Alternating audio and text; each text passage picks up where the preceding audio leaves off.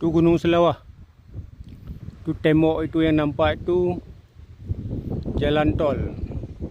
Jalan tol Banda Aceh Lampung. Tapi jalan tol ini belum bisa difungsikan. Di kawasan ini sudah siap, tapi belum difungsikan, mungkin karena pos pembayarannya belum ada. Akhirnya jalan tol ini belum dibuka untuk umum. Itu jalan tol Banda Aceh Lampung dibuat di kaki Gunung Selawah. Ini sawah.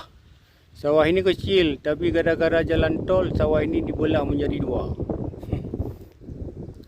Kasihan penduduk hilang sawahnya puluhan hektar. Sudah sawah kecil, lalu di tengah-tengah sawah itu dibuatlah jalan tol sehingga membelah dua sawah.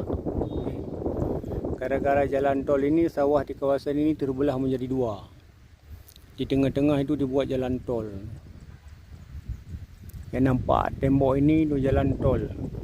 Jalan tol ini sekali lagi dibuat di tengah-tengah sawah yang kecil ini, sehingga sawah ini terbagi menjadi dua.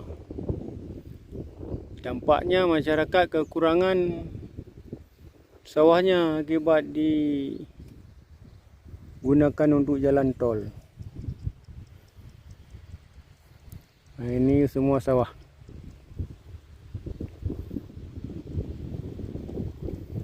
Di Gunung Selawah ini berada Gunung Selawah. Jalan tol ini berada di kaki Gunung Selawah ini.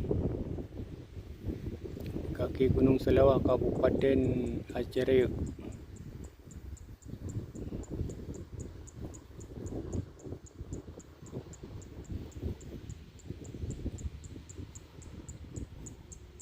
Maunya masyarakat di kawasan ini adalah sawah, tapi akibat ada pembangunan jalan tol, sawahnya puluhan hektar hilang, diambil untuk pembangunan jalan tol.